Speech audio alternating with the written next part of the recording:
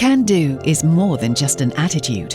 Can do is extraordinary support in extraordinary times. It's the knowledge and expertise to harness opportunities. Can do is empowering you to get your plans back on track. Can do is Canaccord Genuity Wealth Management. Visit candowealth.com to see how we can help you build your wealth with confidence. Investment involves risk and you may not get back what you invest. It's not suitable for everyone. It's the week ending Saturday the 28th of May, and this is The Week Unwrapped. In the past 7 days, we've seen a gunman killing 19 children at an elementary school in Texas, Manchester City winning the Premier League for a second consecutive year, and after a wait of more than 5 months, finally, the publication of Sue Gray's report into Downing Street parties. But we're here to bring you some stories that passed under the radar this week. Big news, not making headlines right now, but with repercussions for all our lives. I'm Olly Mann, and let's unwrap the week.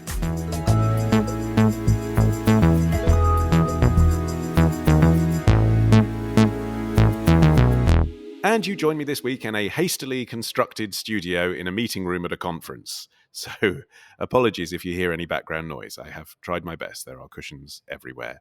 And joining me this week from the week's digital team is Sorcha Bradley. From our talented pool of freelancers, it's Suchandrika Chakrabarti. And we have another promising, unwrapped debutante to bring you. It is host of the Spectator's Chinese Whispers podcast, Cindy Yu. Welcome, Cindy. Hello. Now, as is customary on the show, I will now ritually humiliate you, Cindy, by asking you to share something about yourself that we wouldn't be able to discover just by Googling you. Ooh, okay. I didn't know how to swim until I was an adult. That is a fascinating fact, and also something we can really and bring to our lives, isn't it? Because we do not want that for our children. How old were you then? I was 25 when I learned how to swim, and I went to some adult classes, and that was quite fun. No shame in that, right? No shame, because I wasn't the worst. There was literally a fully grown man there who was afraid to put his feet up in the pool, so he was standing the whole time, and then he stopped coming after the third lesson. So it was great for me. Great moral and for now everybody I can as swim. Well. Yes, no shame in admitting your flaws, because there's always someone worse than you. Okay, Cindy, you are up first. What do you think this week should be remembered for? So this was the week that Zero COVID took a Silicon Valley victim. Millions of people are now more flexible about where they live and work. And they're spreading out to thousands of towns and cities. And they're staying for weeks, months, or even entire seasons at a time. A new world of travel has emerged. And just like millions of other people, I don't have to be back in office 5 days a week. And so Sophie and I hit the road. And we saw a lot of cool stuff. But it was really clear that this is just the tip of the iceberg. Because there's this whole world of AirBnB. Millions of unique homes just waiting to be discovered. They're just such a friendly company. A video there called A New Airbnb for a New World of Travel. Yes, it is a promotional video from Airbnb. Released earlier this month, but Cindy, they're not publicising your story quite so hard. No, I mean, a new world of travel clearly doesn't seem to involve China, because China hasn't decided to move out of the COVID era yet. People are working from home, but people aren't coming in and out of the country because of the zero COVID policy. And Airbnb has become kind of the latest corporate victim to suffer from this. It's announced that by the summer, all of its Chinese hosts will no longer be able to list their properties on the website. So essentially it's moving out of the country. It's still going to have a Beijing office.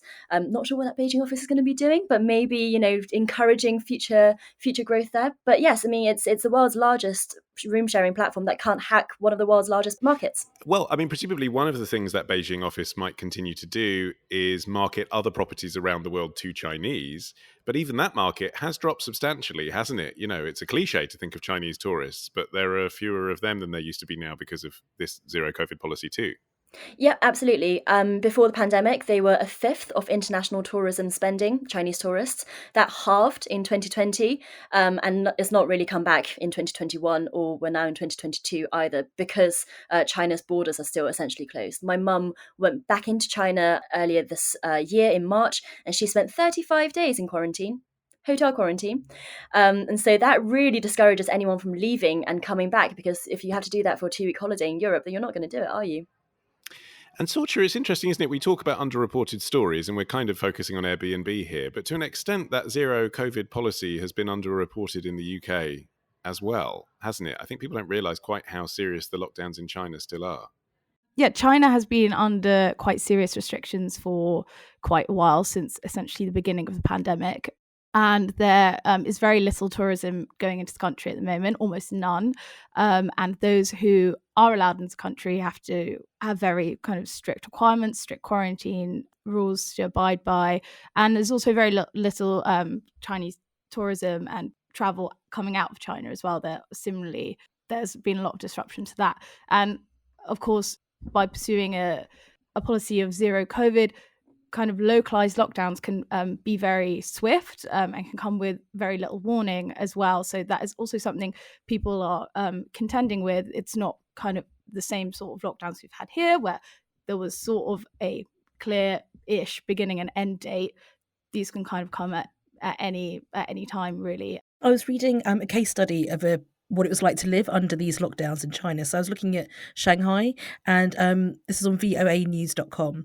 And they spoke to someone called Chris May, who's been stuck in his Shanghai flat for a month, could only go out for PCR testing and occasional volunteer work, delivering food to his neighbours. So we haven't experienced that level of lockdown, certainly in the UK, for a really long time. He's going to be leaving the country and heading out to Portland, Oregon in the US. But so far, he's been having to use Zoom to do factory inspections in his import-export firm for the last 2 years. He can't complete orders for clients overseas. He's locked down along with the 26 million other people in the city. And basically, his business isn't doing well either. And so you're looking at people not having the money themselves to go on holiday inside the country either. Also, they're losing revenue by not being able to rent out their rooms. But Sorcha, there are local versions in China of the Airbnb business model, aren't there? So it's not as if the business model can't work there. Yeah, Airbnb has sort of cited COVID restrictions kind of impacting their business and kind of strict compliance rules as well. But I think part of the reason is that Airbnb simply just couldn't compete with some of the much larger competitors out there in China, such as Ctrip and also Meituan, which is essentially a super app that does everything. You can order food, you can get movie tickets, you can buy clothes, and it also has its own sort of lodging marketplace, which is very successful and was in direct competition with Airbnb. And basically, Airbnb just couldn't compete with existing technologies like that. Just on that point, Airbnb has registered about 25 million stays in the country since its launch in China in 2016. That's not that amazing, 25 million stays for a country that big. So bookings, including foreigners travelling to China, have accounted for about 1% of Airbnb's overall revenue. Now they're not losing that much, are they? And what they are avoiding, arguably, Cindy, is a problem for themselves in a year's time if China invades Taiwan. And we've talked about this on the show a lot. You know, that could be around the corner. We've seen the ethical concerns with corporations dealing with Russia. An American-based, California-based company like Airbnb would at that point probably have to withdraw from China anyway. So for 1% of their business, maybe it's worth making that calculation. Yeah, I think that's right. If it's only 1% of your global revenues because you're such a big company and you never had much of a foothold in the country anyway. I mean, I hope that a Taiwan invasion is not within a year because there'll be a lot more problems than just Airbnb there. But I think other companies are going to have a tougher time of it because especially Wall Street in finance. So you've got, banks like HSBC, JP Morgan, all of these banks have actually gone into China far more in the last few years because of financial deregulation in the country than actually the political climate would suggest. So, there are a lot of Western companies for whom China is a very important market, but also an important base into Asia Pacific in general. And so that's going to be a really painful decision. That's not quite akin to the Russian decision because Russia was never that big a market. When the Russian invasion first happened, the Chinese would often say, well, Russia's got this GDP of one province of China. So that's a kind of economic comparison that we're dealing with here. So for the companies in the West, that's going to be a really tough decision. I'm not sure what they'll decide. But it's hard, actually, to think about Western companies that have really become household names in China, isn't it? I mean, you get, obviously, the likes of Coca-Cola, I suppose, and big brands like that. But Uber withdrew from China, didn't they, after giving it a go? LinkedIn, now owned by Microsoft, they couldn't make it work. What is it about China that particularly American companies seem to find difficult? I think one big part of it is politics, that these Western companies don't know how to play the political game in China. So Airbnb, for example, in 2017 during the last National Party Congress, within a 20-kilometer radius of Tiananmen Square in Beijing, because it was such a high security Congress, they just had to cancel all bookings. Chinese companies just did that and didn't really make a fuss about it. But a Western company like Airbnb is like, well, why do I have to, go along with the whims and wills of your, ruling party at any moment? And so I think it's harder to understand what's going on behind the scenes. And I can imagine there are cultural problems where, you've got this guy, Nathan Blacharczyk, who was the co-founder of Airbnb, but who then got put into China. I can imagine he didn't really understand the kind of dinners that you had to do with the CCP cadres, the kind of gifts that you kind of had to give that a Chinese competitor just kind of knows how to do inherently. So I think that's difficult for an American company to get its head around. But also the competition from domestic companies is incredibly, competitive. Every single social media app, every single tech company you can think of has its equivalent in China. And so those companies are just putting up so much of a fight, whereas other countries perhaps don't have their homegrown alternatives as much. And I mean, I wonder whether, to an extent, playing the political game, as Cindy just alluded to there, Suchandrika, can in some cases mean being very in with the ruling party, possibly to the extent of bribery. There's always this suggestion, isn't there, that what China is very good at is learning from companies based overseas, taking their IP and setting up their own local version. But I was reading a piece on rankingdigitalrights.org, and it was called "Why Won't Chinese Companies Talk to Us?" It's from the end of April.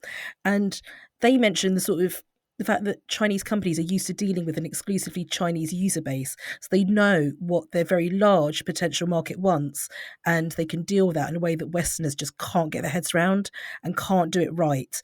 And the Chinese internet platforms as well, which Airbnb is part of, but unlike lots of apps, it also offers something real and tangible in terms of a place to stay. But these internet platforms that are built by China, they don't have the incentive to engage with Western society. They can live in their own ecosystem. They are self-sufficient. And in fact, lots of the West depends on investment in China and on China's exports. So actually, in many ways, they're in a strong position. And we're the ones who are peeping over the so-called Great Firewall and saying, actually, can we come and play? And they're kind of going, I don't know, we're doing okay at the moment, despite all the lockdowns. And it doesn't seem to me, Sorcha, to be a significant problem for Airbnb, this. I mean, at the risk of repeating their corporate message that we played in, the pandemic does seem perfect, doesn't it, as an example of why going to stay in a home or a flat and being the only occupant there might be better than staying in a hotel. Yeah, as we discussed, it was only 1% of their global revenue. And I think also Airbnb had concerns that operating in China was potentially having a kind of an adverse effect on its brand reputation globally, especially in terms of kind of data sharing and the types of data it had to share with the Chinese government. In 2020, its chief trust officer, Sean Joyce, who was a former FBI deputy director, resigned 6 months into the role over concerns about Airbnb and data sharing in China. And in its annual report, Airbnb, cited operating in China and data sharing as something that it was worried would affect its reputation. So it's kind of almost a convenient time to step back, focus on other global markets and protect its reputation. And we've talked about a lot of negatives here, Cindy. I mean, just finally on this, there is still clearly an opportunity for businesses in China, otherwise they wouldn't be going there. It's a huge marketplace. What can businesses do to actually succeed there? Oh, that's a great question. I think that you really need local people who understand the business and political environment. So I don't know how senior any Chinese consultants were in Airbnb, but I think that would be very, very helpful. The market is huge, and if you can harness that data, as Sorcha was mentioning, it's 1.4 billion people, of which 1 billion people are digital and online.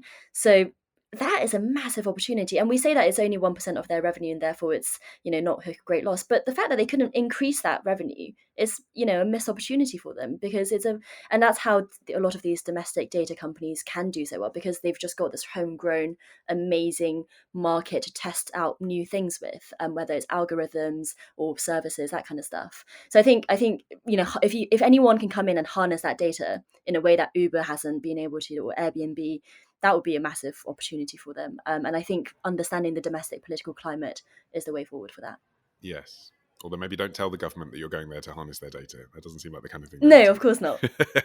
Okay, so Chandrika, you're up next after this.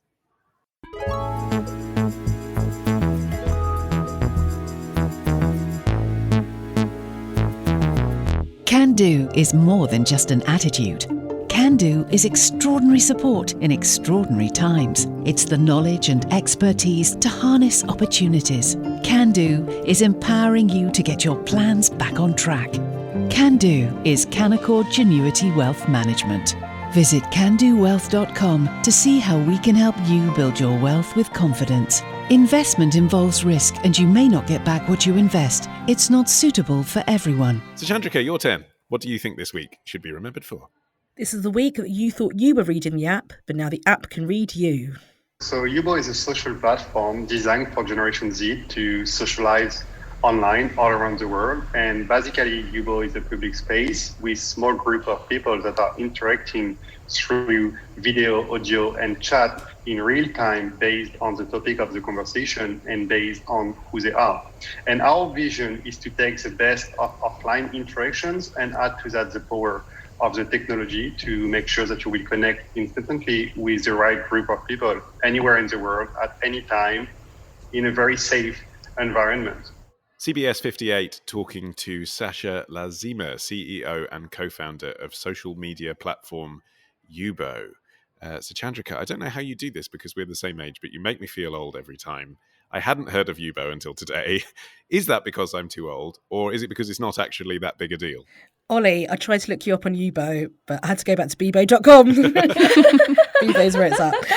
I think it's okay you don't know about it. I think it's probably quite good. And I didn't until I found the story this week. Great. Okay, so before the story, what is Yubo? Yubo is a French social live streaming app with a very Gen Z audience. We're talking 99% Gen Z. So we shouldn't be on there at all. It's a good thing we're not.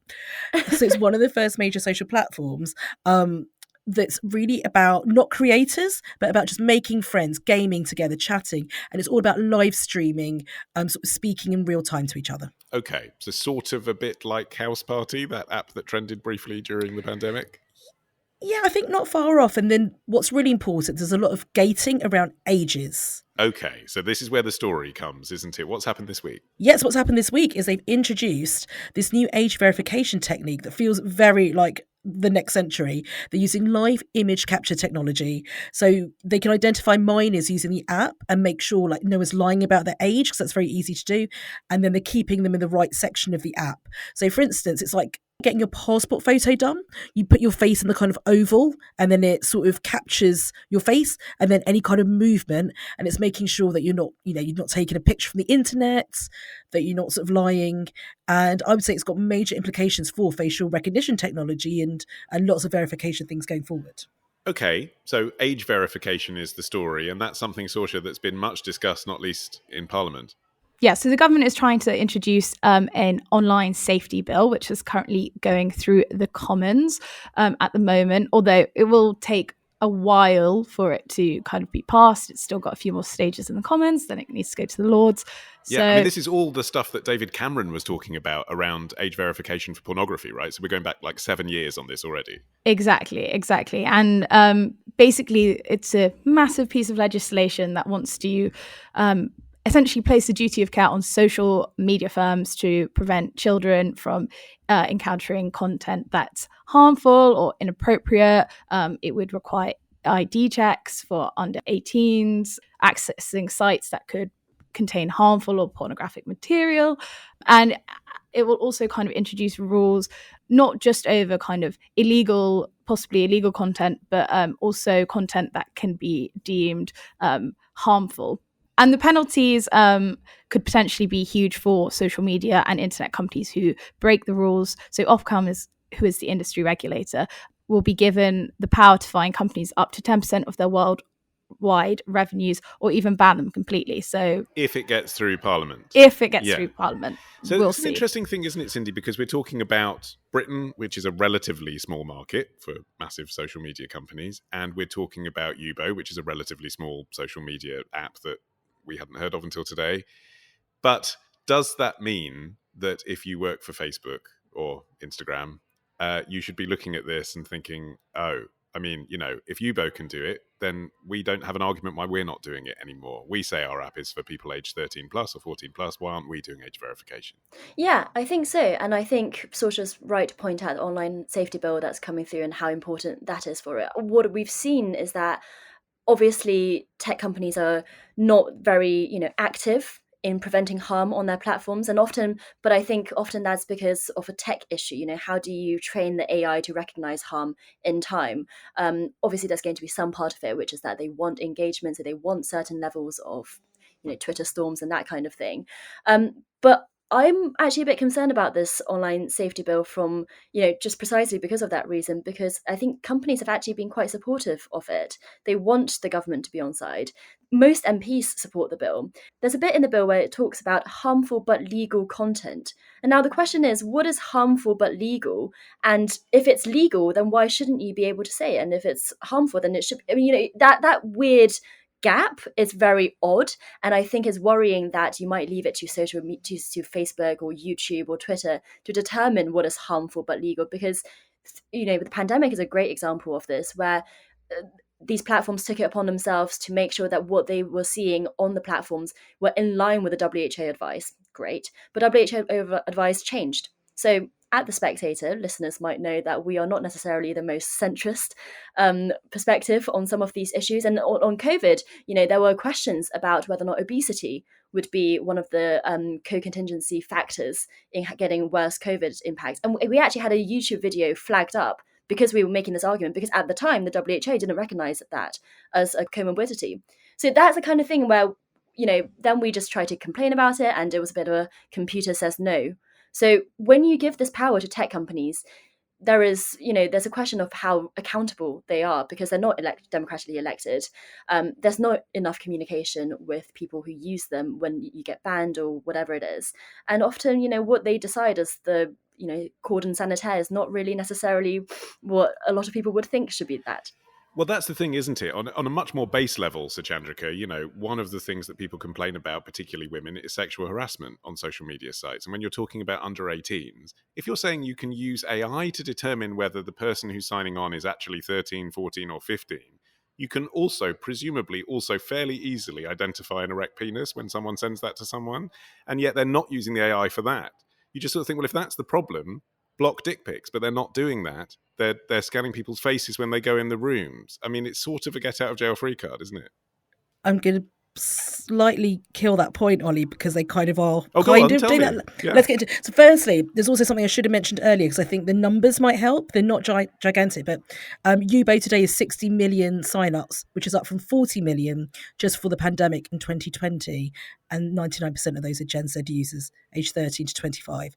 But yeah, they do have a current system which is around behaviour, and I think what we're seeing here is maybe these small acorns which can grow into kind of oak trees that control how we work online if other websites and apps pick them up, in the way that Cindy has kind of alluded to. So the systems they have on Yubo already, when someone is sort of sharing sensitive information, there'll be a pop-up that says, are you sure you want to share this? And so all of their kind of interactions are monitored by a liveness algorithm, which is checking what they're sharing, what kind of info they're giving out. And it says to the users, do you feel safe doing this? Are you okay doing this? This might not be a good idea. So that's already there. It has not got into anything I've read has not got into the details of sexually explicit pictures or anything like that. But I will say Yubo has been called Tinder for teens in the past, and it has been seen as problematic. Parents are not happy with that. And so they've continually, since they were founded in 2015, they've continually been looking at all the boundaries they cover, and the parents obviously pushing for more protections. The children are obviously pushing to have more fun and to meet more other kids, and particularly during the pandemic, they signed up in droves. So you have that tension between what the kids want and keeping them on the platform. And the parents have continually said, I don't love this is called Tinder for teens. Can you please make our kids safer? And so you have that tension, I think, in miniature at the moment on Yubo, but you can imagine it writ large across the whole internet, right? Using this tech. Okay, so let's take away the sexual harassment point then. Let's talk about suicide forums or eating disorders, other things that we know are particularly problematic, particularly for younger women.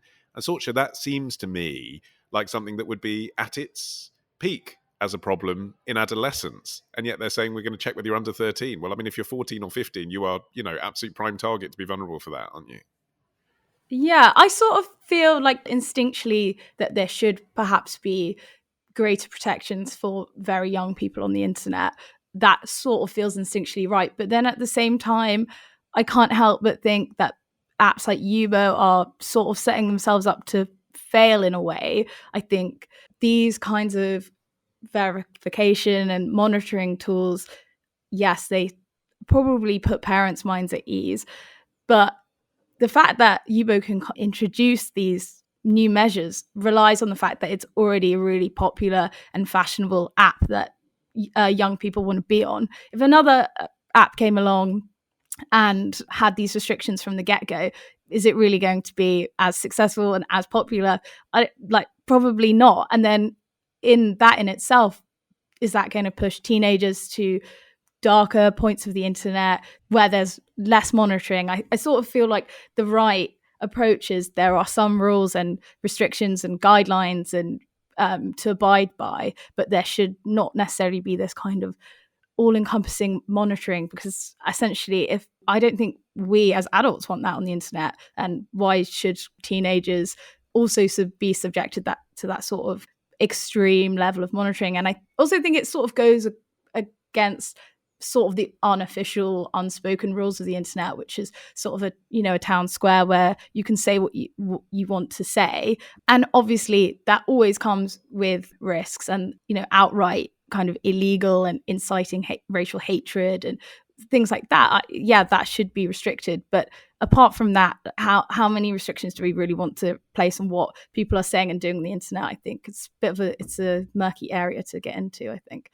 I just wanted to push back a little bit that it is the responsibility of these companies, completely, which is just to say, going back on what Sorcha has just said, maybe it should be parents talking to their kids about not sending dick pics. Or, maybe it should be parents talking to their kids about, mental health, about what is okay online, what is okay to say to other people, and also adults as well. So, you sometimes see in restaurants parents with these very young kids on iPads, and you kind of think, oh God, and maybe that's my Chinese tiger mumness coming out, but my instinct is that actually parents could do a much greater job. If you're going to let your kid on Facebook, you should have that talk with them, just like previous generations had the talk about sex in general. You should have an internet chat, realize it's not the real world, don't be mean, all that kind of stuff.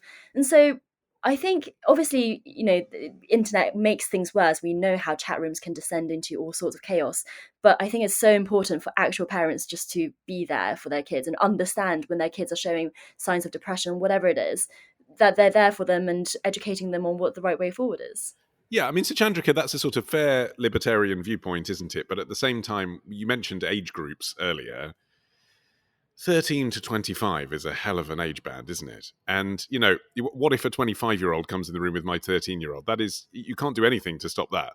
There's a 13 to 17 room, which, again, I think could be put into smaller rooms. And then anyone over 18 cannot get into that room. So 18 to 25s are in their own different room. But I will say, just to Cindy's point about parents having these talks with children, the world has really changed in terms of how we define ourselves. And so Yubo, this is a piece from Mike.com about how Yubo works. Yubo has more gender options than almost any other app in terms of how you define yourself. And so it's known for being a safe haven for young LGBTQ plus kids.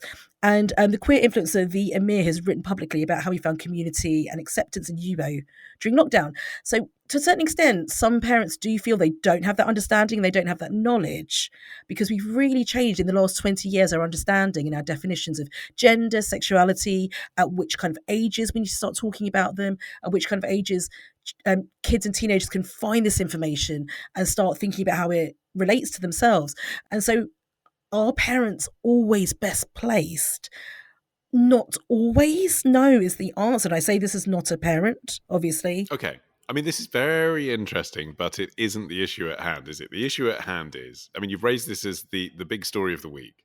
The issue at hand is basically, will Instagram follow suit? Will Snapchat follow suit? What do you think? No, because, I mean, number one, Instagram for kids is still always hanging sort of over the edge there. Like, is it going to happen? Instagram for kids will have the platform with Instagram already to make it famous, and to have such a barrier, as Sorcha mentioned, like right out the gate, is probably not the way they're going to go. If they ever do bring in Instagram for kids, it might be something that remains theoretical forever. It's exhausting, isn't it? Okay, Sorcha, you're up next after this.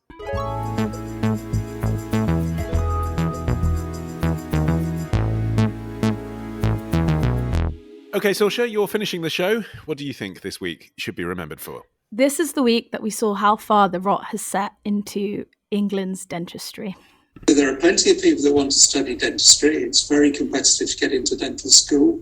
There are a lot of people who are leaving dentistry, and we're struggling to recruit new dentists, particularly to the NHS dental system. And the main factor that is driving this is an outdated NHS dental contract.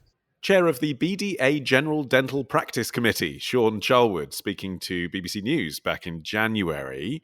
Sorcha, what was he talking about and what's happened this week? So the UK is facing an acute dental crisis with millions of people struggling to access NHS dental care. So in England, this is particularly pronounced. Only a third of adults and half of children now have access to an NHS dentist, according to the Association of Dental Groups.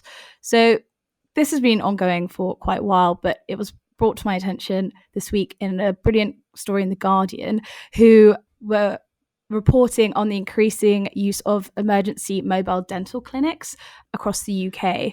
Yeah, you brought it to our attention, that piece, Sorcha, and I'll tell you the words that really stuck with me and are haunting me since. DIY dentistry. Yeah, so Dentaid, who run these mobile dental clinics, which they were originally set up to deliver dental equipment to the developing world and are now running clinics throughout the UK, have said that they are seeing an increasing number of people doing DIY dentistry. And I think in the news, there's been a number of slightly disturbing reports of people super gluing in crowns and people taking out teeth with pliers. So really extreme stuff. I really felt like my teeth were hurting after I read that article. Mine too. Do you know what I mean? Like I wasn't thinking about my teeth, and then you forwarded me that, and I was like, "Oh God, I can just feel my teeth." I mean, I'm a bit scared of the dentist, but actually, I'm more afraid of having to take out my teeth with pliers. So why is this an unspoken issue, Cindy? Dentistry on the NHS. I mean, it's just not a political issue like food banks are, and yet, as Sorcha just said, there's that statistic, a charity intended to help people in the developing world with dentistry is now here to help the British people. It's absolutely shocking. And I think that part of the reason for it is that we still don't think of healthcare as an economic issue. Even though the Marmot report was out, in 2010, that was 12 years ago, where he really explicitly made health access and quality of healthcare and life expectancy a socioeconomic issue. That's just not really been in the public conversation. A lot of the time it's about more traditional NHS funding, whereas I think dentistry is a bit more arm's length to that. Because it's not being offered in hospitals. So I think we need to have a whole mindset shift. And even in this story, if you look at where the dental deserts are, disproportionately they are in poorer areas of the country. And I don't understand why fundamentally that is, but it seems like when dentists leave, they tend to be leaving disproportionately from these more deprived areas, which means that there is no one to replace them with, hence the shortage. But it does mean that even though access to dentistry should be a free and free-for-all kind of thing, if you are living in a poorer area, your chances are just much, much worse. And that's really shocking. And I think it is a determinant in poverty rather than just a healthcare issue. Yeah. And some people, I guess, listening to this, it's a bit like when people say, we should pay £10 to see the GP to spread the burden a little bit from the States, Suchandrika. People listening to this might think, well, you don't need to go to the dentist every 6 months. What if you went every 2 years, paid for a checkup yourself, 50 quid? Most people could afford that, and there could be bursaries for the poorest. But the point is that if you then need any treatment, you're talking hundreds of pounds, and that just isn't affordable on household budgets for a lot of people. And I wonder where this money is going, right? So off Cindy's point, so a dentist will get paid the same amount of money for doing one filling as for doing 10 fillings. And that doesn't really make sense, because doing 10 fillings, that's a huge job.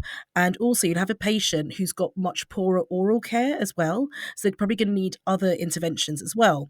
So firstly, not paying the dentist for the time it takes means that dentists in poorer areas where people have poorer oral care are going to be overworked, are going to be burnt out, are more likely to leave.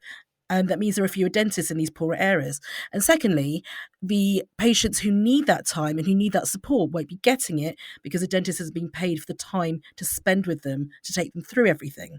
So we've got a kind of double-edged sword here of both the money going to the dentist and also the funding the dentist surgeries are getting are just not doing the job at all, and the people left behind are the people with the worst problems, which get worse and worse, and they end up in hospital, and that costs the NHS much more than intervening at an early stage.